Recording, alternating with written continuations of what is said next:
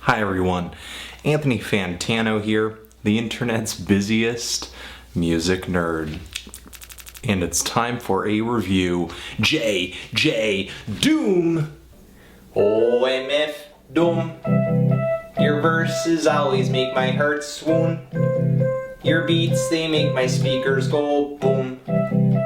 Yes, they always make them go boom, boom, boom, boom. I'm feeling that swag. JJ Doom is the collaborative effort of MC, MF Doom, aka Doom, all capitals, and Jneiro Jarel. This is their first full-length LP together, and let me put this into context for you. Doom is easily the most infamous underground MC and producer of the very late 90s and early to mid 2000s. On song after song after song, he just uses this very low, monotonous flow to spit these very abstract, oddball rhymes with references so strange and esoteric that they'll make your head spin. And on numerous albums of his, he's always throwing out very weird, cartoony, sometimes apocalyptic and tortured song concepts. But no matter how out there Doom may get with a song, there's usually some kind of underlying sense of humor there. You can always kind of have a chuckle at something he's saying, and I'm not trying to say that he can't be taken seriously. I'm just saying that no matter how clever or poignant something he says is, there's usually some kind of goof just around the corner, like steady losing momentum, oh, eat a rapper one a day like Centrum. All these things make Doom likable. The comedy, just the gritty flow, his song topics, his very shady lyrics, and the kind of gimmick he's got going with his mask, which maintains the anonymity of his character.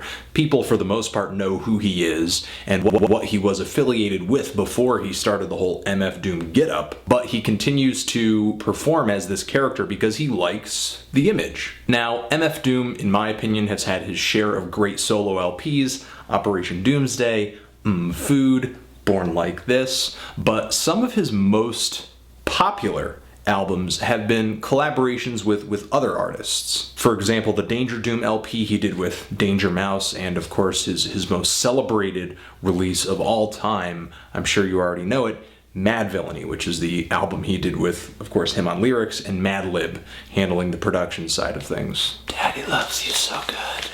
These days, Doom has not really been working up to the prolific, very prolific level that he was putting albums out at during his 2003-2004 period. And in the meantime, he hasn't been doing a lot of new production. I mean, that new Master Ace LP is pretty much old MF Doom beats for the most part, and he hasn't been doing a lot of features on other people's tracks to kind of keep his image, his character, his style in the ever-evolving consciousness of what's now the modern underground hip-hop playing field. Still, his subtle influence remains on a lot of the artists that people are listening to right now, the up-and-comers. People from Odd Future bite this dude's flow and his style all the time. Even on some of their earliest mixtapes, they're taking MF Doom beats. Joey Badass uses MF Doom production on his new mixtape and bites a little bit of his flow too on a track. And I think that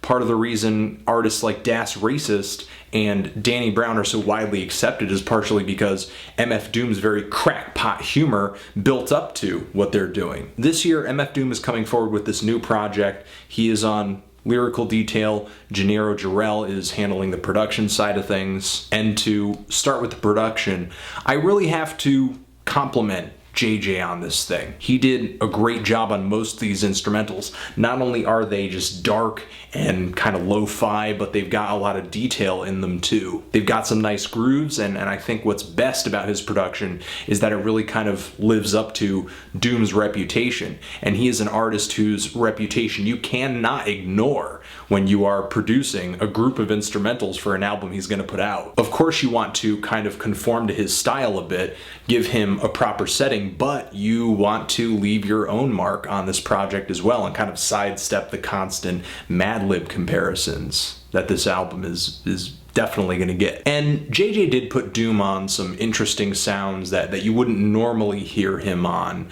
like the track Banished and the two songs after have a lot of synths, or just bouncier, brighter synths than you would normally hear on a Doom production. And I feel like the beats on this thing overall are a bit bouncier than you would usually expect from a Doom project. The track GMO has a melody in the instrumental that sort of seems familiar to me, like I've heard it somewhere on another Doom album, but to hear him over an acoustic guitar and some really nice sweet strings was pretty awesome. The track Winter Blues either has some very beautiful synths or very beautiful strings on it, I can't quite figure out, but it's a very faint atmospheric tone that just encases Doom's lyrics. And the last song on here is kind of a bit of a piece of satire that I'll get into later, but the beat sounds kind of like a club beat, and of course hearing Doom over something like this is a surprise, but given the lyrics, the lyrical content, it really kind of fits nicely. If I have any issues with the instrumentals at all, from time to time it can kind of feel like JJ is playing toward expectations. Though this LP is well produced, on first listen especially, it's kind of difficult to pick up things sonically that make this album feel exciting or new or different for Doom. Because some instrumentals on here feel like they could appear on just about any other Doom album, like Guv'nor or the sound collage introduction that kind of kicks the LP off. But overall, I do like the instrumentals on here. They have a very kind of dark character to them. They all sound like they were kind of hammered out on an old MPC and recorded straight to cassette tape and then brought straight to the studio. Another thing that kind of subtly separates this project from other Doom projects are the features. Damon Albarn has a very kind of quiet vocal contribution on a track. Beth Gibbons of Portishead has a beautifully eerie vocal contribution on the track GMO. She's great on that song, adds a lot to it. And there are 3 other tracks on here where there's actually no Doom whatsoever, and the vocal guest is kind of just taking up the entirety of the song. JJ is on a track which is pretty decent. He spits a line where he says he's tired of these whack cats, so he's become dog friendly. You've got Boston Fielder singing on a track on here as well, and I don't know, I didn't care for his voice. Like, the first couple bars on this song are pretty shaky. It gets a little better when he starts throwing multi-tracked harmonies into the song, but the track just has a bad start in terms of just being on pitch. And another rapper comes on here, Cujo Goody, who I'm actually pretty unfamiliar with. The instrumental he spits on is pretty short, his verse is short as well, and he doesn't really say all that much that's memorable on the track. And there's kind of a lazily applied echo effect on his voice as well that I didn't really get. I can't help but feel like these tracks especially are just kind of trying to kill time on this LP. There are 15 tracks on Key to the Kuffs, but you're pretty much only hearing Doom rap on 9, and these tracks pretty much all last from about 1 to 3 minutes, but you're not really even hearing him rap for the entirety of the track. If there's an intro or the instrumental changes up at the end, or there's some kind of sound collage that finishes off the song. And despite some of his brags on these tracks, I can't help but feel like a handful of the songs on this thing are underwhelming, and he throws out some pretty cringe-worthy lines like, "Wussy, the style is still clad. Y'all need to practice like you need some pussy real bad." The free-form tracks can be kind of spotty. There are some free-form tracks on here that are great. The track Banished is great though, and has Doom rapping pretty fast, and the rework of the song Retarded FREN is great as well. What happens when the poles shift? It won't matter for shit who you roll with. Cold and stiff. Hold the if. Ooh. And I think the topical tracks on here are even better. The song GMO has Doom rapping about these very kind of nightmarish mutations that occur due to genetically modified food. The track Winter Blues, like I said with the instrumental, has a very beautiful setting, but the lyrics over that are very sincere and tender and kind of feel like a love song, maybe more figurative than literal though. It's an interesting track and one of the few that really moved me on this thing. And the track Wash Your Hands is the closer on here, and it's absolutely hilarious, and in a kind of gross sort of way. Doom lyrically paints this picture of like a strip club, and the strippers have bacteria on them, and so do the people who are going there and not washing their hands when they get out of the bathroom at the bar. It's pretty disgusting.